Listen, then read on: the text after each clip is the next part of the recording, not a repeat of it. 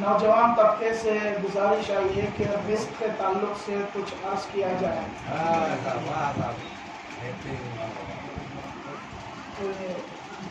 کھڑے کھڑے گزارش ہوتی ہے تو اس کا پریپریشن کرنا بہت مشکل ہوتا ہے. میں جب بھی فارن کنٹریز میں جاتا ہوں پڑھنے کے لیے تو 4-6 مہینے پہلے ہمیں سبجیکٹ دے دیا جاتا ہے. ہم آرام سے پریپیئر کرتے ہیں اور اسی سبجیکٹ پر وہاں پر سب لوگ سنتے ہیں. یہاں عاشورخانے سے باہر نکلے مولانا اس پر پڑھیے, یہاں اندر آئے مولانا اس پر پڑھیے, یہاں سے پڑھیے مولانا کے پاس کوئی ذمہ داری تو ہے نہیں, میں بھی آپ کے جیسا ایک سادہ سیدھا آدمی ہوں. اب دماغ کو زور لگانا پڑتا ہے. آپ کو کہیں دماغ میں کوئی چیز چھپ کر رہتی ہے, جب باہر نکلی تو شاید ہم پڑھتے نہیں. تو دیکھیے میں نے رزق کے موضوع سے قرآن مجید کی آیت کو پڑھی ہے, دیکھتا ہوں کہاں تک میں بھی آپ کی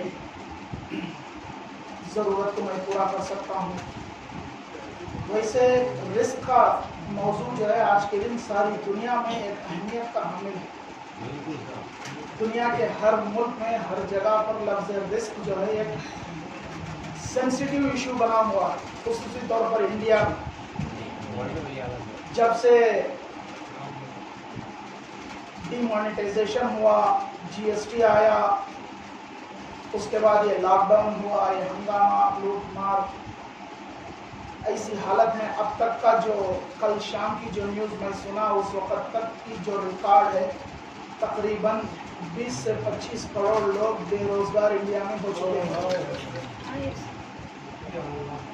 اور بے حساب یہ تو صرف روزانہ کی مزدوری کرنے والوں کے علاوہ پڑھے لکھے لوگوں کی بھی روزی گئی ہے. اب ایک بات تو میں بالکل ٹرانسپیرنٹ طریقے سے بنا کوئی پارشیلٹی کے صاف طریقے سے حقیقت میں آپ کو بتاؤں کہ روزی روٹی کی ذمہ داری حکومت کا کام نہیں ہے. یہ روزی روٹی خدا کا کام ہے. ہم جو حکومت سے امید لگائے بیٹھے ہیں یہ بے وقوفی ہے. سمجھ رہے ہیں آپ, گورنمنٹ کسی کا کچھ انتظام نہیں کر سکتی, گورنمنٹ کر بھی نہیں سکتی چاہے تو بھی, جب تک کہ خدا دینا نہ چاہے. رزق کا دینے والا خدا ہے. آپ چاہے 1000 ڈگریاں لے لیجئے, ٹیکنیک کے ہو یا آرٹس کے ہو, سائنس کے ہو, یا آپ کے پاس کمپیوٹر کے ہو, میڈیسن کے ہو, لا کے ہو, ایگریکلچر کے ہو, جو بھی آپ 1000 ڈگریاں لے لیجئے, اگر خدا آپ کو رزق دینا نہیں چاہتا ہے تو ڈگریاں کچھ کام کے نہیں ہے. لیکن خدا اگر دینا چاہے, بل گیٹس جیسا 9th فیل آدمی بھی دنیا کا بڑا کروڑپتی بن جاتا ہے. سمجھ رہے ہیں, 9th فیل آدمی ہے وہ, آج کے دن دنیا میں سب سے بڑا امیر آدمی بنا بیٹھا ہے. پھر بھی امبانی تھوڑا بہت پڑھا لکھا ہے, MBA کیا ہے, لیکن اس کا باپ جو تھا وہ یمن میں پیٹرول پمپ میں پیٹرول فلنگ کا کام کرتا تھا, اس کا جو باپ تھا. لیکن وہ آنے کے بعد انڈیا میں بہت بڑا کارپوریٹ بنا. لیکن بولنے کا مقصد یہ ہے کہ جو رزق جو ہے یہ خدا کی جانب سے آتا ہے. خدا جب کسی کو دیتا ہے تو وہ یہ نہیں دیکھتا کہ میں پڑھا لکھا اسے رزق زیادہ دینا چاہیے, یہ جاہل ہے اس کو کم دینا چاہیے, یہ بڑے خاندان کا اس کو زیادہ دے دو, یہ مزدوری کرتا ہے اسے کم دے دو. ایسا نہیں ہے. رزق جو ہے حکمت پروردگار ہے جو وہ کوئی دوسرا جانتا نہیں. رزق حکمت پروردگار ہے, یہ حکمت کسی اور کو نہیں معلوم. کس کو کتنا دیا جا رہا ہے, کس کو کم دیا جا رہا ہے, کس کو زیادہ کسی کو نہیں, یہ حکمت پروردگار ہے. اس حکمت کو کوئی خدا کے علاوہ ہرگز نہیں جانتا. یہ ایسا علم غیب ہے جسے کوئی جان ہی نہیں سکتا. اس کے اسباب کو پہچان سکتا ہے لیکن اس کا اصل جو ریزن ہے اس کو کوئی نہیں پہچان سکتا, نہ جان سکتا. اس لیے جسے جتنا ملتا ہے کو اپنی قسمت سمجھ کر آپ اس رزق کا شکر ادا کیجیے. جتنا بھی ملے، کم ملے یا زیادہ ملے، آپ اس کا شکر ادا کیجیے. جب آپ کو رزق ملتا ہے تو آپ سے زیادہ جو آدمی رزق حاصل کیا ہے اس سے تغافل مت کیجیے، بلکہ جو آپ سے کم آدمی ہے اس کو دیکھیے تو آپ کو اطمینان ہو جائے گا. آپ روز کو 1000 روپے کماتے ہیں، جو روز کو 200 روپے کماتا ہے، آپ اس سے اپنے آپ کو کمپیئر کر کے دیکھیے تو آپ کو اطمینان ہو جائے گا میرے علاوہ اور بھی غریب آدمی ہے. جب آپ روز کو 10,000 کمانے والے سے آپ کمپیئر کریں گے تو آپ کبھی بھی شکر علاج نہیں کر پائیں گے.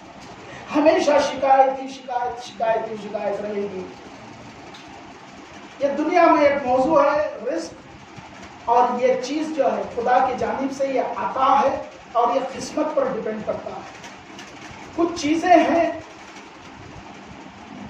عطا ہے اور قسمت بھی ہے، اور اس کے اوپر سوال بھی نہیں ہے. کچھ چیزیں ہیں جو عطا ہے، قسمت نہیں ہے، لیکن اس پر سوال جواب ہے. اس وقت ایک الگ بحث ہے قضاء و قدر کی، وہ اب اس وقت اس موضوع پر جانا ٹھیک نہیں ہے. میں آپ کو آج کے دن کچھ نسخے بتاؤں گا جس سے آپ کے رزق میں زیادتی ہو سکے. جس میں سے پہلا نسخہ یہ ہے، پہلا پرسکرپشن یہ ہے کہ نماز کی پابندی. سمجھ گیا؟ یہ بولنے میں تو بہت آسان دکھتا ہے، نماز سبھی پڑھتے ہیں، ہم بھی پڑھتے ہیں، کیا ہوتا ہے؟ نہیں، ویسا نہیں ہے. نماز آپ اس لیے مت پڑھیے کہ میں پڑھوں گا تو مجھے رزق ملے گا. نماز یہ سوچ کر پڑھیے کہ خدا لائق عبادت ہے، ہم عبادت کرنا، حق عبادت ادا کرنے کے غرض سے آپ پڑھیے. وہ عبادت کا لطف ہی الگ ہے، اس میں جو رزق کی برکت ہے وہ اور ہے. اگر آپ یہ سوچ کر نماز پڑھنے جا رہے ہیں آج ہم نماز پڑھیں گے تو ہمیں رزق ملے گا، ویسی نماز خدا قبول نہیں کرتا، کھلوں میں پھینک کے مار دیتا. یہ تو بزنس والوں کی نماز ہو گئی، کچھ دو کچھ لو. ٹھیک ہے. 6ویں امام جعفر صادق علیہ السلام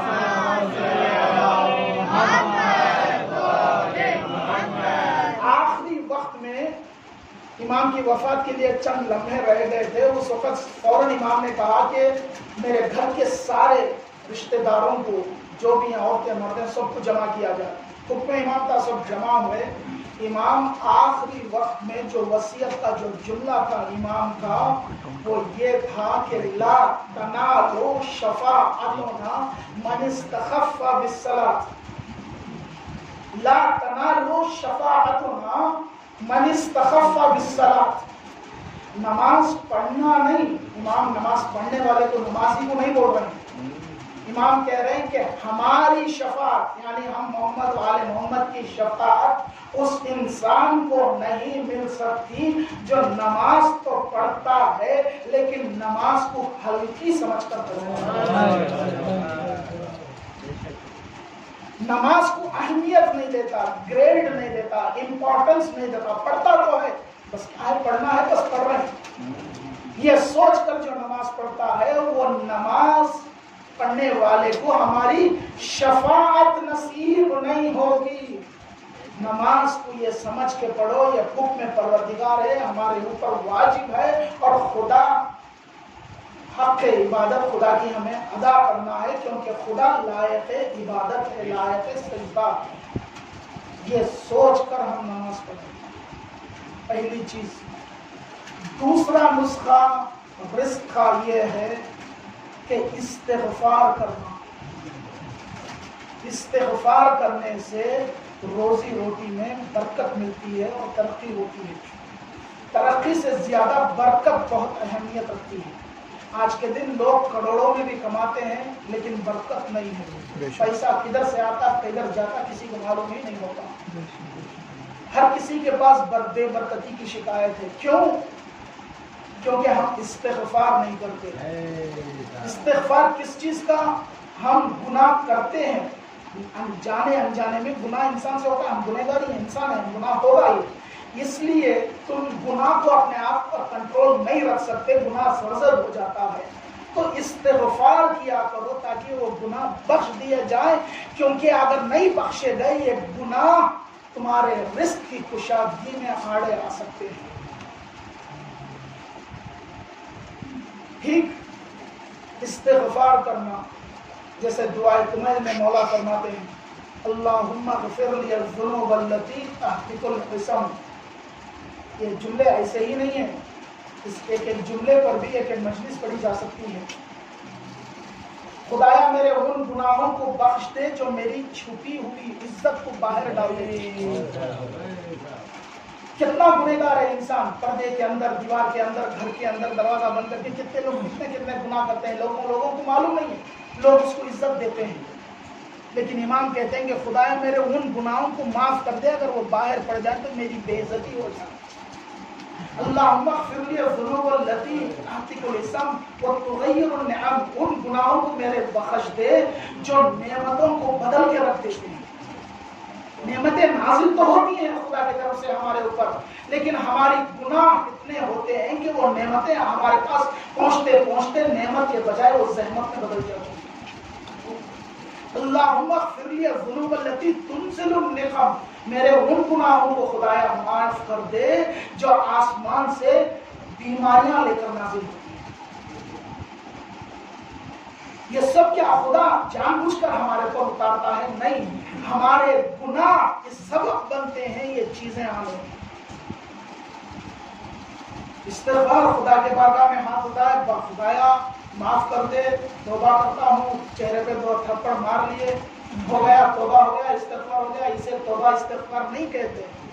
استغفار وہ ہے کہ گناہ کرنے کے بعد آپ خدا کے بارگاہ میں جاؤ۔ استغفار یعنی سمپل طریقے سے بتاتا ہوں، تفصیل سے نہیں، جو آپ ہر آدمی آپ اپنی زندگی میں آسانی سے پریکٹس کر سکتے ہیں۔ استغفار اسے کہتے ہیں کہ جب تمہارے ہاتھ سے چھوٹا یا کوئی بڑا گناہ ہو جائے، تمہارے اور خدا کے بیچ، آپ اور خدا کے بیچ میں، کسی انسان کے حق میں نہیں، انسان کے حق میں کوئی گناہ ہوا، وہ انسان جب تک آپ کو معاف نہیں کرتا آپ کا گناہ معاف نہیں ہو سکتا، وہ ایک الگ بحث ہے۔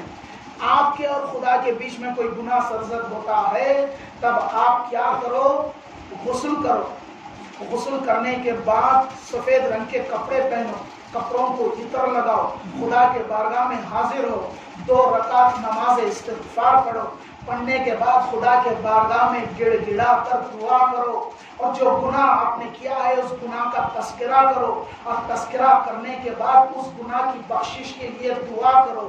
اس کے بعد اس گناہ کو نہ دہرانے کا خدا کے بارگاہ میں عہد و پیمان کرو۔ اس کے بعد جو گناہ ہوا ہے اس کے اوپر شرمندگی ظاہر کرو، اور دوبارہ گناہ تکرار نہ کرنے کا خدا کے بارگاہ میں عہد و پیمان کرو۔ اس کے بعد آپ کا گناہ معاف ہو، اس کے بعد آپ کی استغفار کی کوئی اہمیت ہے۔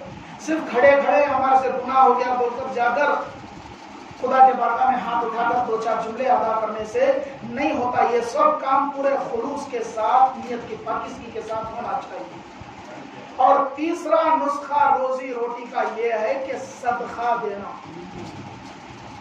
صدقے کے معنی وہ نہیں ہے جو ہمارے سماج میں جو مشہور ہے، ارے بھائی صدقہ دیا لو، صدقہ گھومنے آیا ہے، صدقہ دیا لو، وہ صدقے کو دوسرا ہاتھ لگاؤں، وہ صدقے کو لے لو، گھر کے اندر لاؤں۔ یہ سب جو چیزیں ہیں وہ ایک الگ ایشو ہے، وہ ہمارے بزرگ عورتوں کی ایک الگ ہی شریعت ہے، سمجھ رہے ہیں آپ۔ لیکن اسلام میں جو صدقہ ہے وہ یہ اہمیت رکھتا ہے۔ صدقہ کے معنی آپ پیسہ دینے سے ہی نہیں ہے، آپ کے پاس پیسہ نہیں ہے، آپ کے پاس انفلوئنس ہے، اس انفلوئنس سے کسی کی مدد کرو۔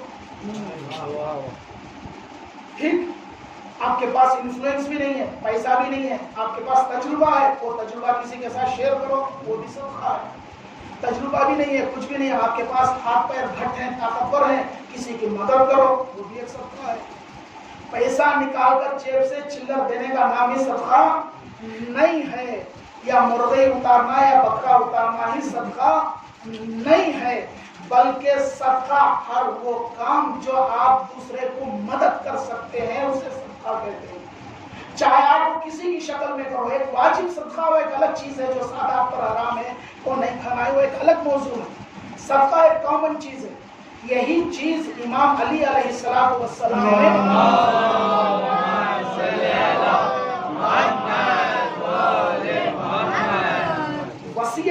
آخری وقت جب طبیب نے جراح نے امام سے کہہ دیا کہ مولا آپ وصیت کر دیجئے، آپ کا وقت آ چکا ہے، آپ جی نہیں سکتے کیونکہ زخم اندر تک اتر چکا ہے، زہر پھیل چکا ہے، تو اس وقت امام نے امام حسن اور حسین کو بلایا جو وصیت کی، تو اس وصیت میں خدا و رسول کی حمد و ثنا کے بعد جو امام نے جو دوسرا یا تیسرا جملہ جو وصیت کا وہ یہ ہے کہ امام کہتے ہیں کہ اے حسن، اے میرے بیٹے حسین، سنو، تم کو جو کچھ بھی خدا نے رزق دیا ہے اس کو پکا کر کھانے سے پہلے اس میں سے کچھ حصہ اپنے پاس پڑوس میں موجود غریب کو دے دو۔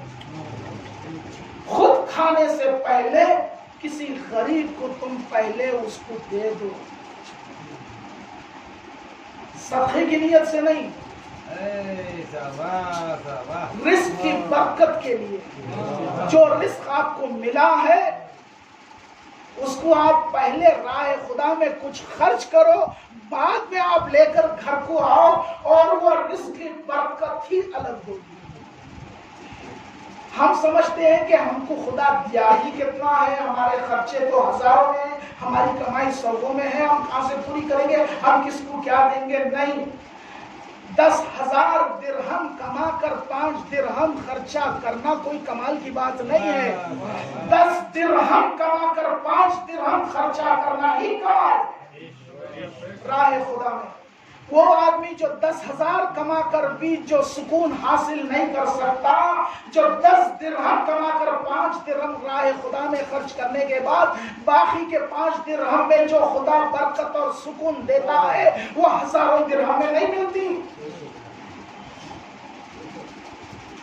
تو جتنا ہو سکے آپ جو کچھ بھی کماتے ہیں اس کو راہ خدا میں کم سے کم دو۔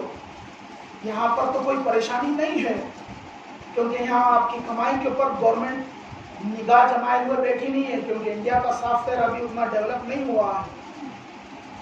آپ لے جا کر ٹیکس دیں گے تو گورنمنٹ ٹیکس لے گی، لیکن یورپ امریکہ میں ویسا نہیں ہے۔ آپ کو سیلری دیتے وقت ٹیکس پکڑ کے ہی دیتے ہیں، سمجھ رہے ہیں آپ؟ وہاں ویکلی پیمنٹ ہوتا ہے، 5 دن کام لیتے ہیں، ہفتہ اتوار ملا کر 7 دن کی سیلری دیتے ہیں، سیلری میں بھی 40% ٹیکس پکڑ کے دیتے ہیں۔ 100,000 پاؤنڈ آپ کی سیلری ہے تو 400 پاؤنڈ چلے جاتے ہیں، 600 پاؤنڈ ہی ہاتھ کو آتے ہیں، 40% وہاں پر ٹیکس لیا جاتا ہے۔ تو وہاں کے لوگوں کی یہ شکایت ہے، ہم کریں تو کیا کریں، ٹیکس ہی 40% چل جاتا ہے، ہم کیا راہ خدا میں خرچ کریں۔ لیکن یہاں تو وہ پرابلم نہیں ہے کیونکہ یہاں کا سافٹ ویئر ایسا ڈیولپ ابھی ہوا نہیں ہے، وہاں ٹیکس کوئی 1 پاؤنڈ بھی ادھر چرا نہیں سکتا ٹیکس آدمی، کیونکہ سافٹ ویئر پوری طریقے سے ایون روڈ پر جھاڑنے والا بھی اس کو ٹیکس بننا پڑتا ہے۔ یہاں پر پھر بھی گورنمنٹ چھوٹ دے رکھی ہے 5 لاکھ روپے تک، وہاں پر 1 پاؤنڈ بھی آپ کماؤ تو اس میں کا 40 سینٹ آپ کو ٹیکس دینا ہی ہے، سمجھ رہے ہیں آپ؟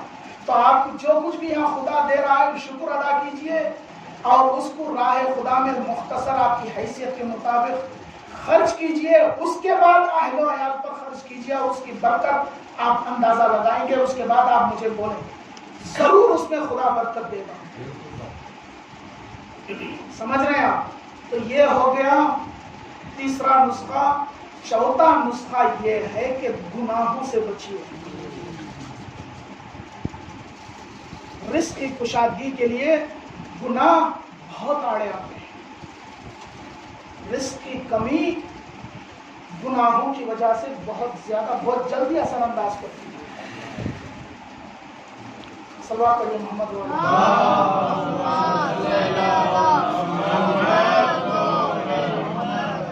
رسول خدا صلی اللہ علیہ وسلم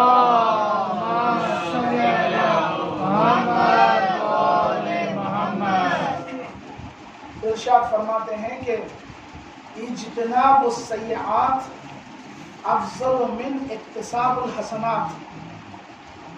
رسول فرماتے ہیں کہ گناہوں سے بچنا نیکیاں کمانے سے بھی افضل ہے۔ نماز روزہ پڑھ کر نماز پڑھنا، روزہ رکھنا نیکیاں کرنے سے بھی गुनाहों से अपने आप को बचाना वो नेक कामों से भी अफजल है, क्योंकि नेकी अंजाम देना आसान है, गुनाह से बचना मुश्किल है। और खुसूसी तौर पर नौजवान और जो माहौल आज के दिन है, ऐसे माहौल में, खटाटोप माहौल में, ये बुरियानी के माहौल में, जहाँ पर कदम कदम पर गुनाह आपको ललकारता है, आपको दावत देता है, चैलेंज करता है, बुलाता है, ऐसे हालात में अपने नफ्स पर कंट्रोल कर कर गुनाहों से बचना बहुत ज्यादा सवाब है। मस्जिद में आकर नमाज पढ़ लेना बहुत आसान है, लेकिन नमाज पढ़कर बाहर निकलने के बाद गीबत करने से अपने आप को बचाना बहुत मुश्किल है। किसी के ऊपर जबान से जुल्म करने से अपने जबान को रोकना बहुत मुश्किल है। ऐसे कितने ही गुनाह होते हैं। एक मिसाल मैं दे रहा हूँ कि कोई भी अपने ऊपर ना लीजिएगा प्लीज। ये ऐसी चीजें हैं जो इंसान चाहते ना चाहते हुए भी इंसान के हाथ पैर से, निगाहों से, कानों से, जबान से गुनाह सरजद हो जाते हैं। ये गुनाहों से बचना बहुत ज्यादा सवाब रखता है। ये गुनाहों से बचने से रोजी रोटी में बहुत खुशहाली पैदा होती है। ये वो चीजें मैं आपको बताया हूँ, इसे आप अपनी लाइफ में प्रैक्टिकली कर कर देखिए, जरूर आपको फर्क नजर आएगा। अब इसके बाद की जो मजलिस है, इसी सब्जेक्ट को मैं वहाँ कंटिन्यू करूंगा। अब ये सब्जेक्ट कितने नुस्खे 4 या 5? 4 इंशाल्लाह, और एक 3-4 और पॉइंट्स मैं आपको इसके बाद की मजलिस में बताऊंगा। इससे पहले कि मुझे खत्म करो तो इशारा मिले, मैं खत्म कर देता हूँ। सलवात पढ़िए।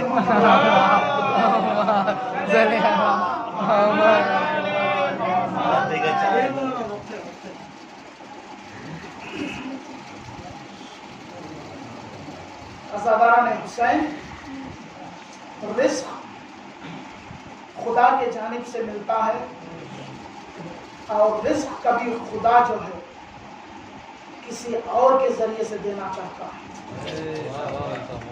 और खुदा अपने किसी हबीब के जरिए से, अपने किसी इमाम के जरिए से हमें देना चाहे तो उसे रिस्क नहीं, उसे तबर्रुक कहते हैं। आज के दिन आप अपने घरों में रिस्क खाते हैं, लेकिन कहते क्या है? तबर्रुक। मजलिस से आ रहे हैं, तबर्रुक लेकर आए हैं, तबर्रुक खा रहे हैं। है तो रिस्क, लेकिन चूंकि मोहम्मद व आले मोहम्मद के नाम से, उनके घर से, उनकी शख्सियत से मंसूब हो गया, यही रिस्क मुतबर्रिक हो गया, यही रिस्क मुतबर्रिक हो गया। अज़ादारान हुसैन, इमाम हुसैन के नाम पर सारी दुनिया में जो दौलत खर्च होती है, वो बांग्लादेश जैसे एक मुल्क का पूरा साल भर का एक बजट है। बांग्लादेश के मुल्क का जो बजट है, उस बजट के बराबर सारी दुनिया में जिक्र हुसैन पर खर्चा होता है। ये 20 साल पहले का रिकॉर्ड है, 2000 का रिकॉर्ड है, अब और ज्यादा हो गया होगा खर्चा। अब नहीं मालूम जिक्र हुसैन पर, क्योंकि तेहरान यूनिवर्सिटी से इकोनॉमिक्स के कुछ स्टूडेंट्स ने रिसर्च किया था कि जिक्र हुसैन जो दुनिया में हो रहा है, उन लोगों ने अप्रॉक्सीमेटली हिसाब लगाया था, कंफर्म नहीं। तो उसमें उन लोगों ने ये बात कही थी कि बांग्लादेश के बजट में जो पैसा अप्रूव होता है, उतना दौलत जिक्र हुसैन पर सारी दुनिया में खर्च होती है।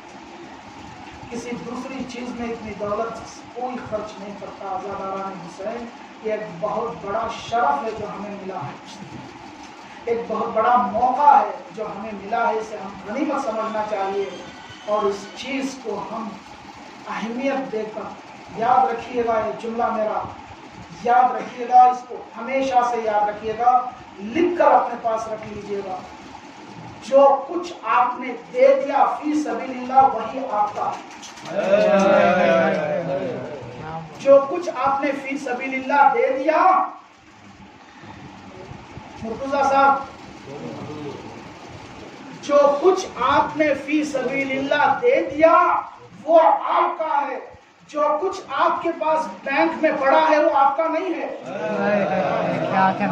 समझ रहे हो आप? नहीं समझे? अभी पांच नहीं पकड़े। जो राह खुदा में खर्च कर दिए वो आपका हो गया, हालांकि वो आपके पास नहीं है। لیکن جو آپ کے پاس موجود ہے وہ آپ کا نہیں ہے، وہ کبھی بھی آپ کے پاس سے چھن سکتا ہے، ختم ہو سکتا ہے۔ جو دے دیے وہ آپ کے اکاؤنٹ میں ریزرو ہو گیا، محفوظ ہو گیا، اب اس کو کوئی ختم نہیں کر سکتا۔ جو صدقے کے نام پر، خیرات کے نام پر، فی سبیل اللہ، اہل بیت کے نام پر، نیکی کے نام پر جو بھی ہے، جو آپ نے فی سبیل اللہ خرچ کر دیا وہ آپ کا ہو گیا۔ جو موجود ہے وہ آپ کا نہیں ہے، وہ کچھ بھی ہو سکتا ہے کسی بھی وقت۔ اس لیے اگر آپ کو آپ کا اکاؤنٹ محفوظ کرنا ہے تو فی سبیل اللہ دیجیے، کیونکہ خدا کہتا ہے میرے نام پر اگر آپ 1 درہم دیں گے تو 10 گنا میں پلٹا کر آپ کو دوں گا۔ راہ خدا میں جو چیز دی جاتی ہے وہ خدا ڈائریکٹ اپنے ہاتھ میں لیتا ہے، اس کے بعد اس کے بدلے میں 10 گنا آپ کو پلٹا کر خدا دیتا ہے۔ عزاداران حسین، یہ جو تبرک ہم کھا رہے ہیں یہ امام حسین کے نام پر جن لوگوں نے خرچہ کیا ہے اور کرتے ہیں، میں نے تو ایسے ایسے لوگوں کو دیکھا ہے ان کے پاس پیسہ نہ بھی ہو قرض لے کر کرتے ہیں اور محرم ختم بھی نہیں ہوتا ان کا قرض چھپ جاتا ہے، لیکن وہی اگر کسی کام کے لیے، دوسرے کام کے لیے قرض لیتے ہیں تو وہ قرض ادا نہیں ہو پاتا۔ یہ ذکر حسین کی برکت ہے۔ عزاداران حسین، محرم کی 8 تاریخ ہو گئی ہے، زمین کربلا میں بچوں میں اللہ تعالی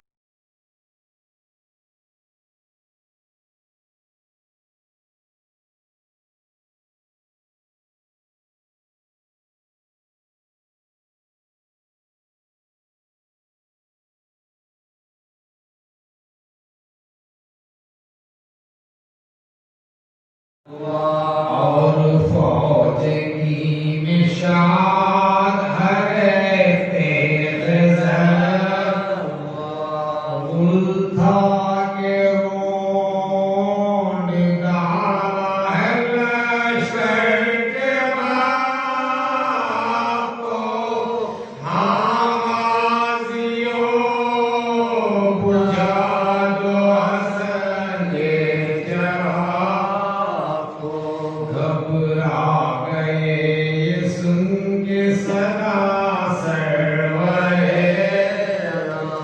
عباس نامور سیز کیا، لو بھائی جنگ ہو چکی خیسا ہوا، آیا سوئے یتیم حسن مولا، ہم شکل مصطفیٰ کو بلا لو پکار کے، مانگو دعا سروں سے ہمیں اتار کے، یہ کہہ کہ قبلہ روح سلطان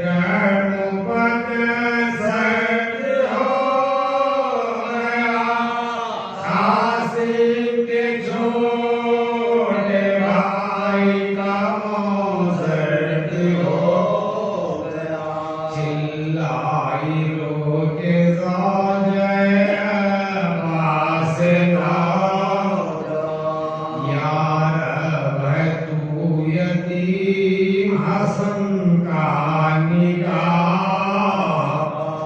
سن کر یہ گل دلہن کے بھی آنسو ہوئے لے کر بلائے ساس پکاری کہ میری جان خالی کرے